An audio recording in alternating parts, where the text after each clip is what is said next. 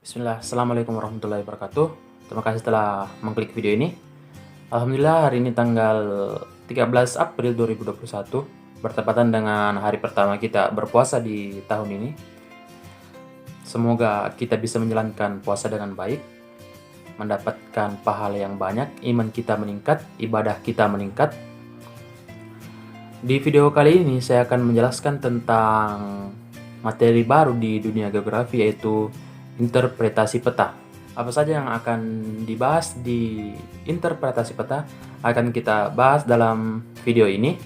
Like video ini jika kalian suka. Jika ada yang ingin disampaikan, silahkan sampaikan di kolom komentar. Selamat menyaksikan. Oke, langsung saja kita masuk ke materinya, yaitu interpretasi peta. Selanjutnya yaitu kita akan membahas 3 bahasan pokok, yaitu peta, proyeksi peta, dan interpretasi peta. Mengapa interpretasi peta diletakkan di akhir? Karena kita tidak akan melakukan interpretasi peta sebelum kita memahami tentang peta dan proyeksi peta. Jadi tahapannya kita akan membahas peta terlebih dahulu, lalu proyeksi peta, lalu interpretasi peta. Next. Selanjutnya, kita akan membahas peta. Pengertian peta. Peta adalah sebuah gambaran permukaan bumi pada bidang datar dengan skala tertentu melalui sebuah sistem proyeksi. Jadi peta adalah sebuah gambaran di permukaan bumi yang digambarkan di bidang datar berupa kertas atau buku yang digambarkan menggunakan skala tertentu. Misalnya skala 1:10.000. Itu adalah pengertian peta. Selanjutnya yaitu fungsi peta. Fungsi peta menunjukkan posisi atau lokasi suatu tempat, memperlihatkan ukuran, luas atau jarak, dan menggambarkan bentuk-bentuk di permukaan bumi. Jadi fungsi peta adalah menunjukkan lokasi suatu tempat, entah lokasi seseorang atau lokasi kita, posisi suatu barang, posisi suatu bangunan, dan memperlihatkan ukuran suatu wilayah, ukuran bangunan, luas, ataupun jarak antara titik satu dan titik yang lainnya. Juga menggambarkan bentuk-bentuk permukaan bumi, entah bentuk permukaan bumi berupa gunung, laut, rawa, dan lain-lain. Selanjutnya yaitu tujuan peta. Tujuan peta yaitu menyimpan data-data yang ada di permukaan bumi, menganalisis data spasial seperti perhitungan volume, dan memberikan informasi dalam perencanaan tata kota dan pemukiman. Jadi tujuan peta yaitu menyimpan data-data yang ada di permukaan bumi.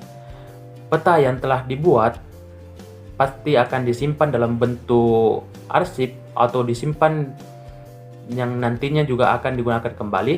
Selanjutnya yaitu menganalisis data spasial seperti perhitungan volume. Jadi tujuan peta selanjutnya yaitu menghitung volume data spasial suatu ruang yang ada di permukaan bumi. Selanjutnya itu memberikan informasi dalam perencanaan tata kota dan pemukiman, di mana tujuan peta yaitu memberikan informasi dalam perencanaan tata kota, di mana kita bisa melihat ruang kosong dalam perencanaan tata kota yang berdasarkan peta yang kita lihat. Selanjutnya yaitu komponen peta. Di sini kita bisa lihat banyak komponen peta, yaitu judul peta, mata angin, skala peta, simbol, legenda, dan lain-lain. Yang pertama adalah judul peta. Judul peta sendiri adalah komponen utama yang menggambarkan judul besar dalam peta tersebut, wilayah apa yang dipetakan. Mata angin adalah arah yang menunjukkan utara, timur, dan barat, selatan, yang menunjukkan kesesuaian antara mata angin di peta dan mata angin sebenarnya di lapangan. Skala peta tersendiri yaitu perbandingan antara jarak di peta dan jarak di sebenarnya. Simbol artinya kita bisa mengetahui simbol-simbol yang terdapat dalam peta, entah itu simbol gunung, rawa, laut, dan lain-lain. Selanjutnya pembuatan peta, tahun pembuatan peta, kapan peta tersebut dibuat, garis lintang dan garis bujur. Selanjutnya yaitu jenis peta. Peta umum adalah peta yang menggambarkan sebagian besar bentuk wilayah muka bumi, sedangkan peta khusus atau peta tematik adalah peta yang menggambarkan lebih spesifik, misalnya kepadatan penduduk, peta kepadatan penduduk, peta persebaran penduduk, dan sejenisnya. Selanjutnya kita akan membahas tentang proyeksi peta. Proyeksi peta adalah usaha yang dilakukan oleh para ahli untuk menggambarkan permukaan bumi yang berbentuk elipsoid. Elipsoid artinya bentuk bulat yang tidak sempurna ke dalam permukaan yang rata. Jadi proses proyeksi peta adalah usaha yang dilakukan para ahli untuk menggambarkan permukaan bumi ke dalam permukaan yang rata. Pada proyeksi peta terhadap distorsi, karena sejauh ini belum ada metode yang dapat dengan sempurna memindahkan bentukan muka bumi tersebut. Proses distorsi adalah ketidaksesuaian antara permukaan bumi dan apa yang digambarkan dalam peta. Meskipun selalu ada distorsi, sudah ada metode-metode yang memungkinkan pembuatan peta untuk memilih aspek yang akan dipertahankan, yaitu pertama adalah aspek luas, bentuk, arah, jarak, dan bearing. Perbedaan antara jarak dan bearing terletak pada patokannya, di mana arah bersifat matematis dan berpatok pada sumbu Cartesius, sumbu X, sumbu Y, dan sumbu Z. Sedangkan bearing berpatokan pada utara kompas. Jadi bearing berpatokan pada utara kompas yang menunjukkan hal sebenarnya di permukaan di lapangan. Proyeksi peta dapat dibuat untuk menjaga salah satu aspek ini dari distorsi. Walaupun tidak secara sempurna, setiap proses proyeksi pasti menjaga, mengira-ngira, dan juga mendistorsi aspek-aspek pengukuran peta, walaupun dalam cara yang berbeda-beda. Proyeksi yang digunakan untuk suatu peta sangat bergantung pada tujuan dibuatnya peta tersebut. Oleh karena itu, terdapat banyak sekali sistem proyeksi. Seperti pada gambar, dalam pembuatan proyeksi akan selalu ada distorsi. Seperti yang kita bahas tadi, distorsi adalah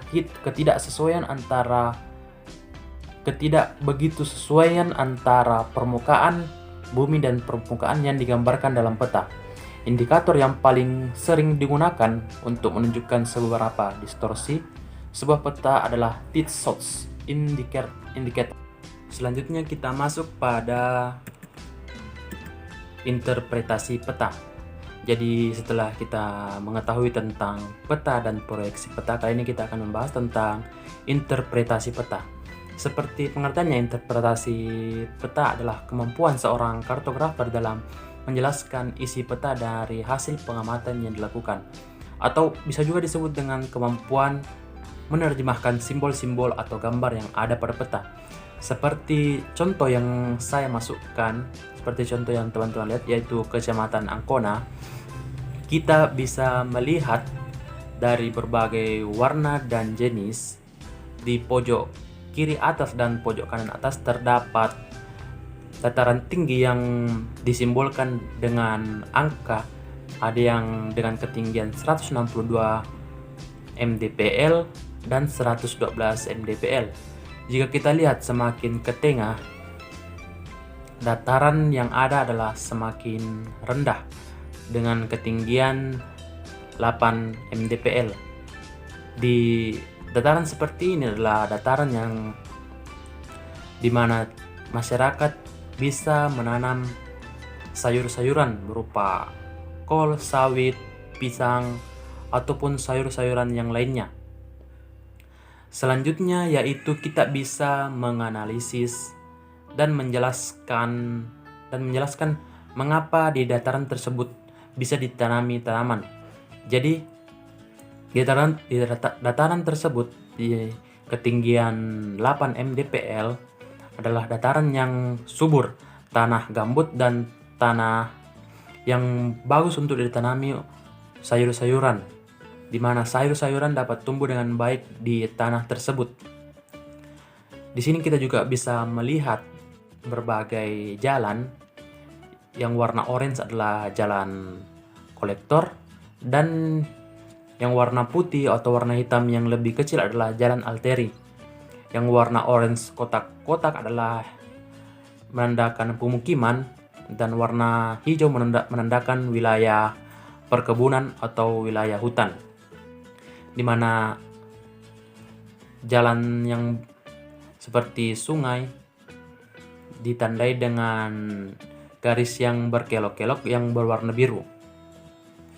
Terdapat juga simbol rumah ibadah, tempat ibadah berupa gereja dan masjid. Mungkin itu yang bisa dijelaskan pada tahap interpretasi peta dari keseluruhan apa yang saya bisa jelaskan.